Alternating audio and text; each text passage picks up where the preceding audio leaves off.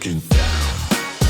What if, when the Cincinnati Bengals returned to the playoffs for the first time in 15 years, they not only won the game, but their quarterback didn't have his knee completely eviscerated one snap into the contest? I'm John Sheeran of A to Z Sports Cincinnati. This is A to Z Sports Cincinnati, and welcome to the first edition of What If Wednesday, where I look at a moment, a game in Bengals history, and I discuss what would have happened if the opposite occurred. What would be the ramifications? What would be the fallout of such an alternative reality? This is going to be a 3-part series leading up to the beginning of Bengals training camp, and I can think of no better place to start this off than with the infamous Carson Palmer injury in the 2005-06 playoffs.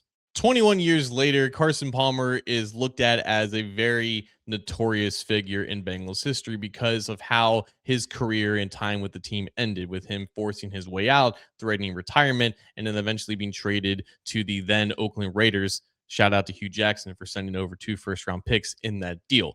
Palmer essentially became a martyr for the organization, really just claiming that the team was not setting himself up to win and not supporting him as the franchise quarterback that he was for the previous 7 seasons. But lost in the things that fans initially think about Carson Palmer was just how dominant he was in 2005. It was just his second year starting for the Bengals, and he was not just a borderline MVP candidate. He was a legitimate candidate to win MVP that year. He led the NFL in completion percentage, was at 67.8%, along with 32 touchdowns, and he threw for nearly 4,000 yards at a time when 4,000 yards was still a relatively decent accomplishment for an NFL quarterback. The Bengals had drafted Palmer first overall 2 years prior. He was a Heisman Trophy winner from USC. He was a California kid coming to the Midwest for the first time, so no one really knew how that dynamic would mesh, especially going to a team that, again, had not been in the playoffs or not just been a winning team in general in over a decade. It was also just the third year of Marvin Lewis's time as the Bengals head coach. He went on to obviously coach for 16 total years, but expectations for Lewis coming off of just 1 year coordinating the then Washington Redskins defense, but he was mainly known for being the defensive coordinator for the dominant Baltimore Ravens defense in the early 2000s, of course, that went on to win a Super Bowl over the New York Giants at the beginning of the millennium. So you have a young and up-and-coming head coach who is defensive-minded with a number 1 overall pick at quarterback, bookended by, a phenomenal offensive line in front of him, a great running back in the late Rudy Johnson, and of course, his weaponry of Chad Johnson, not yet Ocho Cinco, just Chad Johnson, TJ Hushmanzada, and a rookie in Chris Henry. The result? The Bengals went on to win 11 games in 2005, and they made their return to the postseason for the first time since the beginning of the 1990s. And they weren't just a playoff team. They were the winners of the AFC North. They were the number 3 seed in, at the time, a pretty decent AFC bracket. And no one was confused as to why they got there. Their defense was not very good. They gave up a lot of explosive plays. They gave up a lot of yards per drive,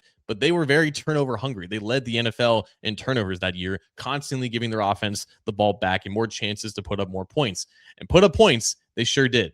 This graph depicts NFL offenses during the 2005 season, showing weighted EPA per dropback compared to weighted EPA per rush. If you were in the top right quadrant of this graph, you have a dominant offense. And sure enough, the Bengals offense was just as good as anybody's. The number 1 and number 2 seeds in the AFC at the time were the Indianapolis Colts at number 1 and the Denver Broncos at number 2. Again, the Bengals offense was pretty much just as good as both of them. So yes, the defense was definitely shaky. This was a couple years before Mike Zimmer was hired to take over that side of the ball. But again, they were very opportunistic. They were creating turnovers. And in the playoffs, when teams play a lot more conservative, having that style of defense that is able to get the ball back to your offense, it could have been extremely valuable. And paired with an offense this good, oh man, expectations were so high for the Bengals in January of 2006. Of course, we all know what happened that fateful night in then Paul Brown Stadium. The very first play from scrimmage, Carson Palmer drops back and throws an absolute beauty of a deep pass down the right sideline to Chris Henry. The stadium explodes. It has never been that loud. I think the stadium was only like 6 or 7 years old at the time. It had never been rocking that loud just on the first play of the game. And then everyone realizes that Palmer is on the ground and he's hurt and he's not going to get back up on his own power because Kimo von Oelhoffen, who was a former Bengal himself during the 90s, he went right at Carson Palmer's knee, a clear second after he threw the ball, took him out, torn ACL, knee completely destroyed. No one knows how bad the injury is at the time, but everyone knows that Carson Palmer is not coming back in that game. John Kidna was the backup at the time, and he was a quality backup, but the Steelers defense was very, very good, even for being the 6th seed in the playoffs. And the Bengals only scored 17 points. They lost 31-17. Everyone was just deflated by the time that they knew Palmer was out.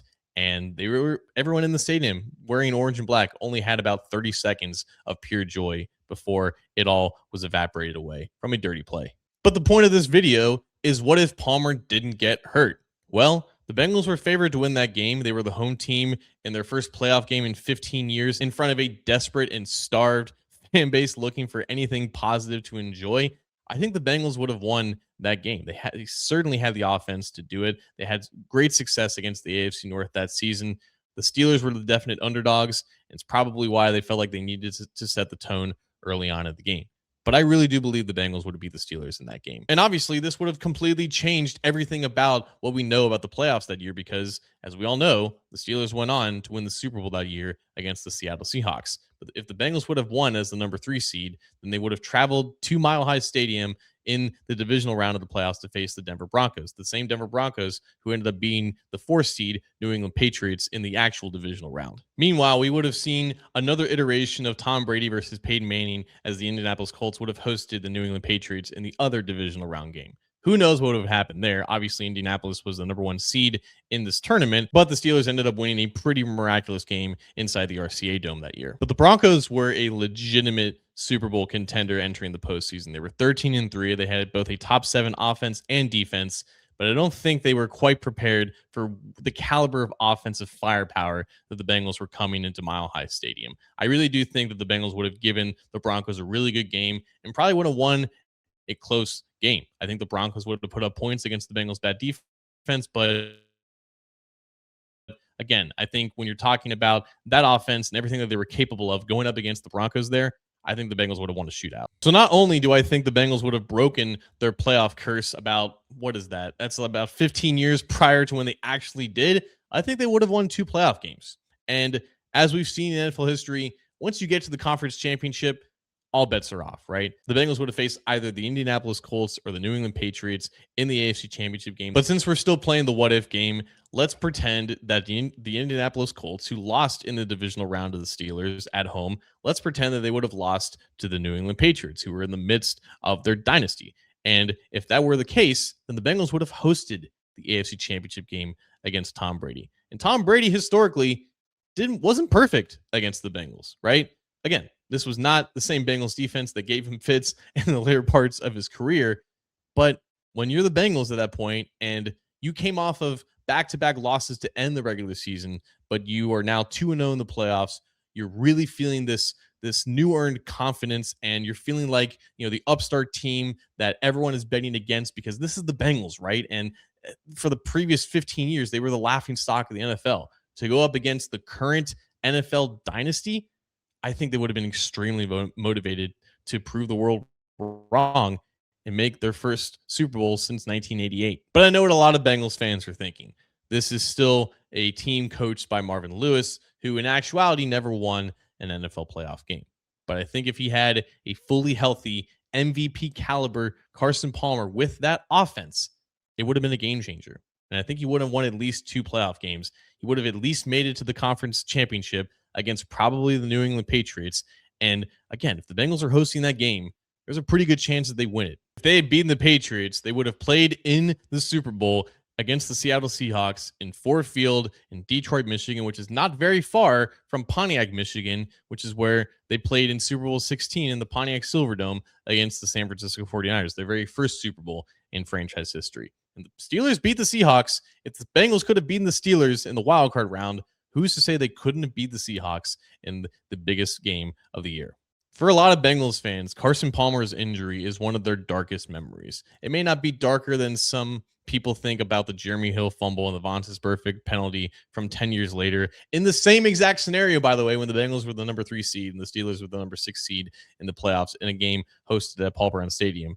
But this team truly felt special because of the fact that for so long, the Bengals were just the definition of ineptitude. And they finally looked like they were a true Super Bowl contender. And who knows what would have happened if Carson Palmer's knee injury did not occur at all. I really do think they had a really good chance of making it all the way to the Super Bowl. Like I said at the beginning of the video, we're going to do 2 more of these what if videos leading up to training camp. But what do you think? What would the Bengals have done if Carson Palmer's knee injury never occurred in the 2005-06 playoffs? Let me know down in the comments below.